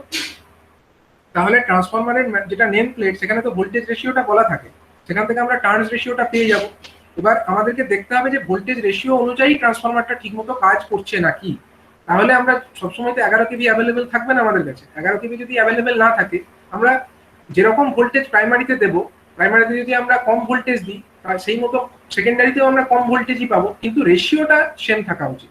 এই রেশিও যেটা 44, প্রাইমারি ফেজ ভোল্টেজের সঙ্গে সেকেন্ডারি ফেজ ভোল্টেজের রেশিও যেটা যদি 44 হয়, এখন যদি আমরা এখানে 440 ভোল্ট দিই পার ফেজের মধ্যে, যখন আমরা 440 ভোল্ট প্রাইমারিতে অ্যাপ্লাই করি, ধরো 11 কেভি আমার কাছে নেই, কি করবো আমি তখন, দুটো ফেজের মধ্যে আমরা 440 ভোল্ট অ্যাপ্লাই করতে পারি, তাহলে সেকেন্ডারিতে আমি প্রত্যেকটা ফেজের মধ্যে যেন 10 ভোল্ট করে, মানে ফেজ টু নিউট্রাল যে ভোল্টেজ, এই রেড ফেজের সঙ্গে নিউট্রাল, সেখানে যেন আমরা 10 ভোল্টটা পাই। ঠিক আছে, এইভাবে আমরা ভোল্টেজ রেশিওটা টেস্ট করতে পারি। সাপোজ আমরা রেড এবং ইয়েলো ফেজের মধ্যে অ্যাপ্লাই করলাম একটা 440 ভোল্ট অ্যাপ্লাই করলাম, ঠিক আছে, বা একটা 3 ফেজ 440 ভোল্ট আমরা RYB এর মধ্যে অ্যাপ্লাই করে দিলাম, তাহলে সেই মোতাবেক আমাদের সেকেন্ডারিতে প্রত্যেকটা ফেজ টু নিউট্রাল যে ভোল্টেজটা আমরা পাবো সেগুলো কত হওয়া উচিত, 440 ডিভাইডেড বাই 44, মানে হচ্ছে 10 ভোল্ট করে আমাদের পাওয়া উচিত। আমরা দেখে নেবো ঠিক হচ্ছে নাকি। এবং এইটা দেখবার, এই মেথডটা আমরা দেখবো কিসের মাধ্যমে, কোন যন্ত্রের মাধ্যমে আমরা ভোল্টেজটাকে দেখবো, ভোল্টেজ আমরা দেখবো ভোল্ট মিটারের মাধ্যমে। এবং ভোল্ট মিটার গুলো যেন অ্যাকিউরেসি সেম হয়, মানে আমরা যে ভোল্ট মিটারের সাহায্যে প্রাইমারি ভোল্টেজটাকে মাপছি সেই ভোল্ট মিটারই যেন আমরা সেকেন্ডারি ভোল্টেজটাকে মাপার জন্য ব্যবহার করি। এর কারণ কি, এর কারণ হচ্ছে ভোল্ট মিটার একটা যন্ত্র, যে যন্ত্রের মধ্যে কিছু এরর থাকতেই পারে, সেই এররটার এফেক্ট যেন দুদিকেই সমান হয়, মানে প্রাইমারিতে যে এররের এফেক্ট সেকেন্ডারিতেও সেম এররের এফেক্ট হলে তারা ক্যান্সেল আউট হয়ে যাবে রেশিও করবার সময়। তার জন্য সেম ভোল্ট মিটার দিয়েই এটা টেস্ট করাটা উচিত। ঠিক আছে, তো এইভাবে আমরা ভোল্টেজ রেশিওটাকে টেস্ট করে দেখতে পারি ভোল্ট মিটারের মাধ্যমে। এছাড়াও আমরা ইউজ করতে পারি রেশিও মিটার বলে একটা যন্ত্র হয়, রেশিও মিটার বলে একটা যন্ত্র, যে যন্ত্র আমরা টার্নস রেশিওটাকে চেক করবার জন্য ইউজ করতে পারি। রেশিও মিটার যন্ত্রের মাধ্যমে কি করা হয় না, এটা হচ্ছে এর মধ্যে এসেনশিয়ালি একটা পোটেনশিয়াল ডিভাইডার থাকে। পোটেনশিয়াল ডিভাইডার তোমরা জানো, পোটেনশিও মিটার বা পোটেনশিয়াল ডিভাইডার সেরকম একটা অ্যারেঞ্জমেন্ট এখানে থাকে। ঠিক আছে, পোটেনশিয়াল ডিভাইডার একটা অ্যারেঞ্জমেন্ট এখানে থাকে। এই যে ছবি এখানে দেখতে পাচ্ছ, এটা হচ্ছে একটা ট্রান্সফরমার আন্ডার টেস্ট। এই ট্রান্সফরমারটাকে আমরা টেস্ট করতে চাই। ঠিক আছে, আর এখানে আমাদের একটা রেশিও মিটার বলে একটা জিনিস লাগানো আছে। রেশিও মিটার মানে হচ্ছে এসেনশিয়ালি এটা একটা কি না, পোটেনশিয়াল ডিভাইডার। পোটেনশিয়াল ডিভাইডার ব্যাপারটা দেখো, পোটেনশিয়াল ডিভাইডারের একটা প্রান্ত আমাদের একটা ফেজের সঙ্গে, আরেকটা প্রান্ত আরেকটা ফেজের সঙ্গে যুক্ত, এবং এই যে দুটো ফেজ তাদের মধ্যে কানেক্টেড হয়ে আছে একটা রেজিস্টার, রেজিস্ট্যান্স কানেক্টেড হয়ে আছে, এবং সেই রেজিস্ট্যান্সের উপরে অনেকগুলো ট্যাপিং আছে। এই যে গোল গোল করে দেখানো হয়েছে, এগুলো হচ্ছে এক একটি ট্যাপিং, এবং এই ট্যাপিং এর উপর থেকে আমরা সিলেক্ট করতে পারি আমরা কোন ট্যাপটাকে নেব, সেটা আমাদের কন্ট্রোলে আছে। এখন এই ট্রান্সফরমার যেটা আছে সেটা হচ্ছে আন্ডার টেস্ট, মানে এই ট্রান্সফরমারটিকে আমরা টেস্ট করতে চাইছি। কি টেস্ট করতে চাইছি, তার টার্নস রেশিও কত সেটা আমরা টেস্ট করতে চাইছি। এবার এই যে রেশিও মিটার যে যন্ত্রটা, পোটেনশিয়াল ডিভাইডার, সেটা হচ্ছে ক্যালিব্রেটেড, সেটা হচ্ছে প্রপারলি ক্যালিব্রেটেড, মানে সেখান দিয়ে কতটা ভোল্টেজ, কোন ট্যাপে দিলে কত ভোল্টেজ আমরা দিচ্ছি সেটা কিন্তু আমাদের জানা আছে। ঠিক আছে, কত ভোল্টেজ আমরা কোন ট্যাপে রাখলে কত ভোল্টেজ পড়ছে সেটা আমাদের কন্ট্রোলে আছে। এখন দেখো, এই যে আমাদের যে সেকেন্ডারি ট্রান্সফরমারের, প্রাইমারিটা তো সাপ্লাইয়ের সঙ্গে কানেক্টেড, দেখতেই পাচ্ছ সাপ্লাইয়ের সঙ্গে সরাসরি কানেক্টেড, কিন্তু যেটা সেকেন্ডারি সেটা কিভাবে কানেক্টেড হয়ে আছে, সেটা সাপ্লাইয়ের সঙ্গে কিভাবে কানেক্টেড হয়ে আছে। দেখো, এই ট্রান্সফরমারের যে সেকেন্ডারির যে লোয়ার টার্মিনাল, সেটা হচ্ছে আমার এই রেশিও মিটারের সঙ্গে যুক্ত হয়ে আছে। রেশিও মিটার বা যেটাকে পোটেনশিয়াল ডিভাইডার, তার সঙ্গে যুক্ত হয়ে আছে, এবং সেখান থেকে পোটেনশিয়াল ডিভাইডারের একটা পার্টিকুলার ট্যাপিং থেকে এটাকে নেওয়া হয়েছে, নিয়ে সেকেন্ডারি যেটা ওয়াইন্ডিং তার আপার টার্মিনালের সঙ্গে যুক্ত হয়ে আছে, এবং সেখানে একটা অ্যামমিটারও লাগানো আছে, ঠিক আছে। এবার কি হচ্ছে দেখো, প্রসেসটা কি হচ্ছে, আমি এটাকে একটু এখানে দেখাই।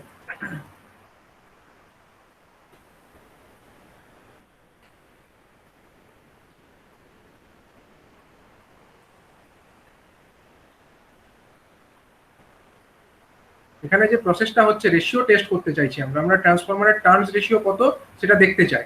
এখন এখানে যেটা হচ্ছে, এখানে দিয়ে একটা কারেন্ট তো যাচ্ছে, এখান দিয়ে একটা কারেন্ট যাচ্ছে, মানে প্রাইমারি ওয়াইন্ডিং। এটা কি প্রাইমারি ওয়াইন্ডিং, কোনটা, এটা হচ্ছে যে ট্রান্সফরমারটার আমি টার্নস রেশিও চেক করতে চাই তার প্রাইমারি হলো এইটা। তাহলে প্রাইমারিতে যদি কারেন্ট যায় তাহলে সেকেন্ডারিতেও একটা কারেন্ট ইনডিউসড হবে, সেকেন্ডারির এখান দিয়েও একটা কারেন্ট যাওয়ার চেষ্টা করবে। অন্যদিকে আমরা এখানে একটা রেশিও মিটারও নিয়েছি। রেশিও মিটার মানে বেসিক্যালি এটা একটা পোটেনশিয়াল ডিভাইডার।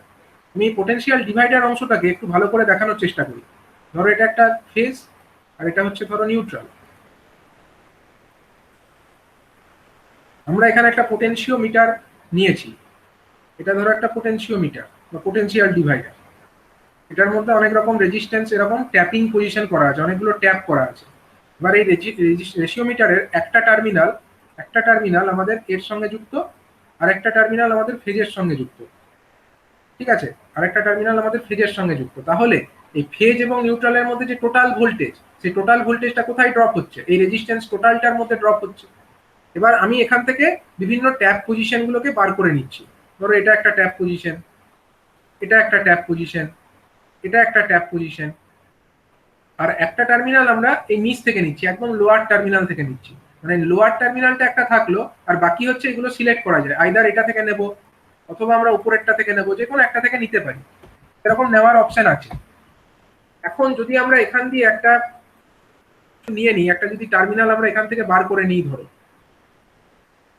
আমরা এখান থেকে একটা টার্মিনাল বার করে নিলাম, সাপোজ এখান থেকে নিলাম, এখান থেকে আমি এই টার্মিনালটাকে সিলেক্ট করলাম, তাহলে এইটুকু অংশের মধ্যে ভোল্টেজ কতটা আছে, এইটুকু অংশের মধ্যে ভোল্টেজ কতটা আছে বলো, এখান থেকে এইটুকুর মধ্যে ভোল্টেজ কতটা আছে, সেটা হচ্ছে এইটুকু পার্ট, মানে রেজিস্ট্যান্সের যে এইখান থেকে এইটুকু অংশ, এই অংশটুকুর মধ্যে যতটা ভোল্টেজের ড্রপ হয়েছে সেই ভোল্টেজটাই আমার এখানে অ্যাপিয়ার করবে। এবার এইটাকে আমি চাইলে বাড়াতে পারি, আমি যদি এই ট্যাপটা না নিয়ে আমি যদি উপরের ট্যাপটা নেবো মনে করি, তাহলে তাতে বেশি ভোল্টেজ পড়বে। আবার যদি আমি এখান থেকে নিচের ট্যাপটা নেবো মনে করি, আমার ভোল্টেজটা কম পড়বে, কিন্তু আমি এটাকে বাড়াতে কমাতে পারি। তার মানে এই যে ভোল্টেজটা, এই ট্যাপ পজিশনটা যদি চেঞ্জ করো, তাহলে ভোল্টেজটা যেটা আমার আসছে সেই ভোল্টেজের পরিমাণটা কিন্তু মানে এইখান থেকে এইটুকু অংশের মধ্যে, এইখান থেকে এইটুকু অংশের মধ্যে যে ভোল্টেজ, সেই ভোল্টেজের মানটাই কিন্তু আমরা কম বেশি করতে পারি এই ট্যাপ পজিশনটাকে উপর নিচে করে।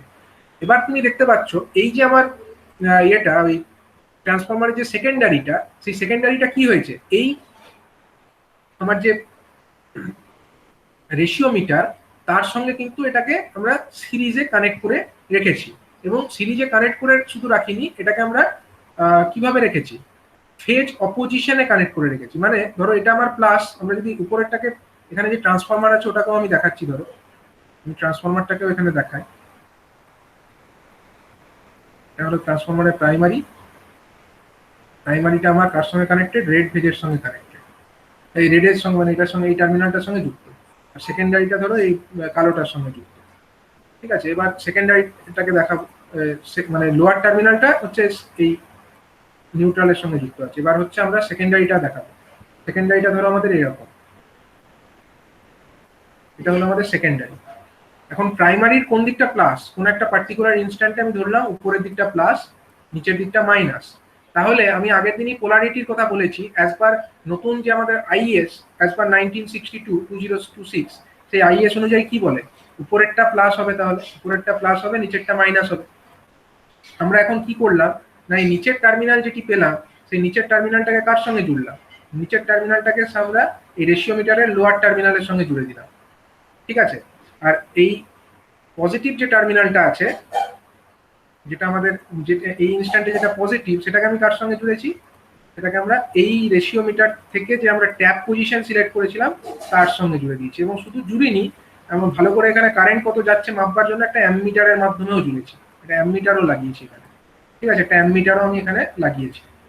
ঠিক আছে, এখন বলো দেখি, এই যে আমাদের নিচে রেশিওমিটারটা, তার কোন টার্মিনালটা পজিটিভ হওয়া উচিত, যে ইনস্ট্যান্টে উপরে প্লাস নিচে মাইনাস যদি হয়, রেশিওমিটারের কোন দিকটা প্লাস হওয়া উচিত, কোনটা প্লাস হওয়া উচিত, এখানে প্লাস হওয়া উচিত, এখানে মাইনাস হওয়া উচিত, ঠিক তো? তার মানে এইরকম হওয়া উচিত, মানে এই যে আমার ট্রান্সফরমারের সেকেন্ডারি, তার যে নেগেটিভ টার্মিনাল, এই কোন একটা পার্টিকুলার ইনস্ট্যান্টে যেটা নেগেটিভ টার্মিনাল, সেটা আমার রেশিওমিটারের নেগেটিভ টার্মিনালের সঙ্গে জুড়ে আছে, আর এই এই ট্রান্সফরমার সেকেন্ডারি যেটা পজিটিভ টার্মিনাল, সেটা আমার এই পজিটিভ টার্মিনালের সঙ্গে জুড়ে আছে।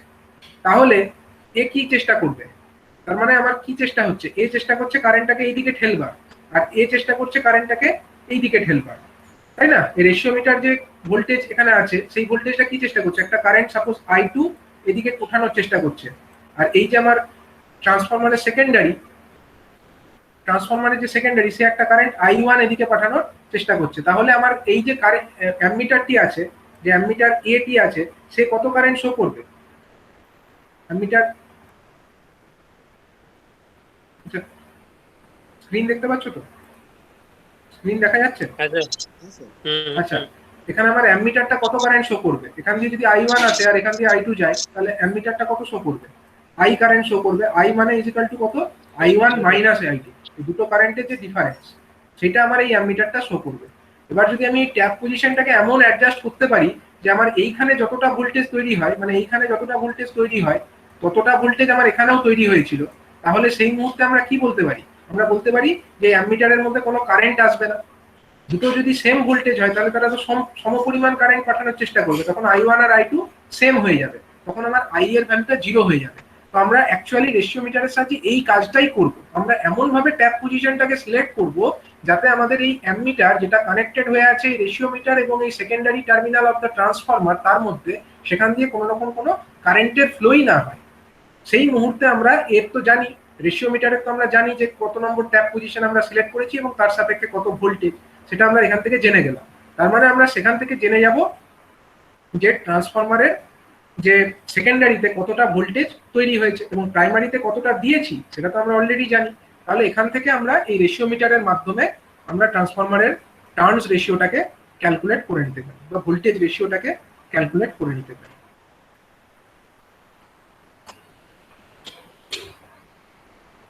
ঠিক আছে, মানে রেশিও মিটারের যে ভোল্টেজ রেশিও, মানে কতটা আমরা ট্যাপ পজিশন সিলেক্ট করেছি, সেটাই হচ্ছে অ্যাকচুয়ালি আমার এখানকার রেশিও মিটারটা ধরো কত পার্সেন্টে আমরা ট্যাপ পজিশনটাকে সিলেক্ট করেছি সেটাই হয়ে যাবে আমার এই ভোল্টেজ রেশিও। কারণ দেখো এখানে ফুল ভোল্টেজ যেটা, এখানে যে ফুল ভোল্টেজ পড়েছে সেটা রেশিও মিটারের এই টোটাল রেজিস্ট্যান্সটার অ্যাক্রসে পড়েছে, এবং ফুল ভোল্টেজটা আমার এই ট্রান্সফরমারের প্রাইমারিটার অ্যাক্রসেও ফুল ভোল্টেজ পড়েছে।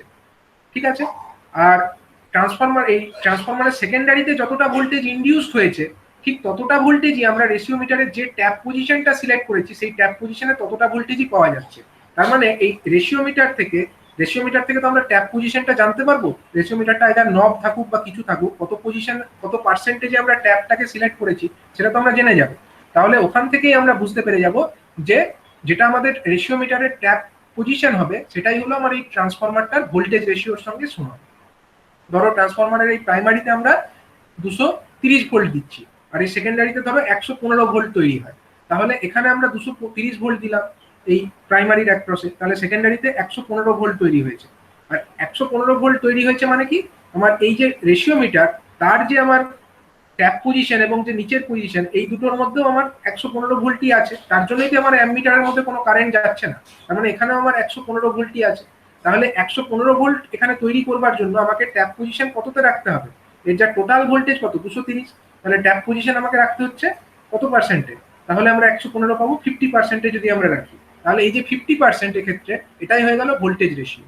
মানে আমরা secondary voltage by primary voltage যদি করি তাহলে আমাদের দেখো এখানেও 50%ই আসবে, মানে 200 আমাদের 115 বাই হচ্ছে আমাদের 230 যদি রেশিও করি আমরা, তাহলে আমরা কত পাচ্ছি 1/2 পাচ্ছি।